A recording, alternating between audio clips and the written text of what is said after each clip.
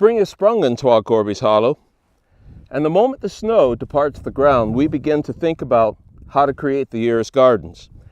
Daphne, my wife, and I, we grow about 75% of our food here in the gardens. It's more accurate to say we grow a large portion of our food here in the gardens, but we consider the forests, including the meadows, the ponds, the streams, the springs. We consider all of that to be part of our gardens because we also forage a great deal of wild food from around the area. All in all, it makes for organic and nutritious food that is nutrient dense and free of chemicals. It all begins here with good black earth. People tend to think of cultivating plants, but in reality, it has to start with cultivating soil. And we've been cultivating this soil for many years. When we came here, this ground was rock, and there was just an inch or two of topsoil over it, and it was not in great condition. Every year, tons of compost from our livestock go into this ground, as well as clippings from foliage that we cut from around the homestead, and even kitchen scraps that also find their way into the compost pile. Just as humans need a variety of foods in order to be healthy, so soil also needs a variety of ingredients added to it. But if you nurture your soil, if you put effort into it, it'll reward you. It will give you superb gardens like we've experienced year after year. And if you know the land, it will reward you too, because you'll be able to get a great deal of your food from the forests and meadows round about you. And it won't require work in terms of cultivation, though it will require work in terms of scouting and the active process of foraging and processing that food. But all in all, the results are more than worth it.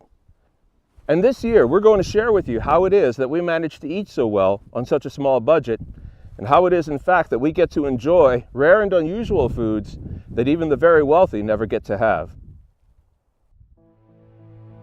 This series on organic gardening will begin at the very beginning. From now, at the first hint of spring, when the ground is yet dormant but things are just now beginning to show that they are coming back to life, we will consider every step of what it takes to produce your own food. For us, food production begins with wild things, such as this feral apple tree growing just outside the cottage, to these daylilies which require no care, yet yield abundant vegetables year after year, growing from perennial root systems.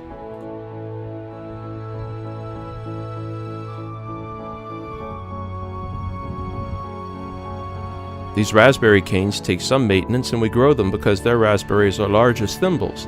But we're surrounded by wild raspberries too, so we've never made the raspberry patch any larger than this. In the spruce forest beyond the cottage, spring rewards us with tender spruce tips that go wonderfully in stews and stir-fries. While the land still slumbers and before it is even time to plow, we begin prepping the soil by creating a batch of manure tea.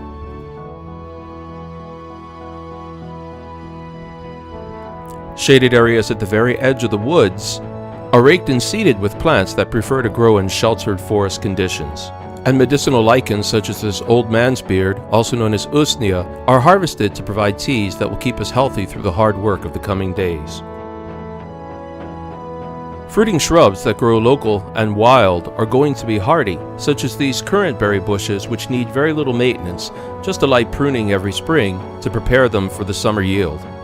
Meanwhile, the primary gardens will be allowed to rest until they begin to push up their season's weeds. Many of those weeds will be edible, and we'll harvest those, thus weakening the weeds while filling our larders, long before we've ever planted our first crop.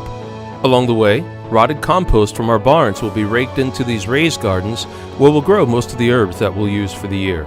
Gooseberry shrubs, hardy as their wild kin, will be pruned, and even shoots that did not survive may yield useful fungi, such as this one sprouting turkey tails. Honeybee shelters in the midst of the garden serve as handy homes to beneficial pollinating bees.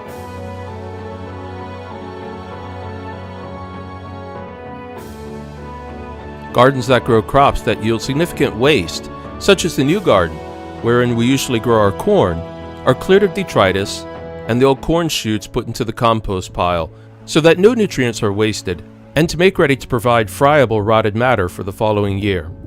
Almost from the very beginning of the year, we can harvest along the banks of streams and ponds, finding forage that was left over from the previous year, such as the tubers of abundant cattails, which are rich and starchy.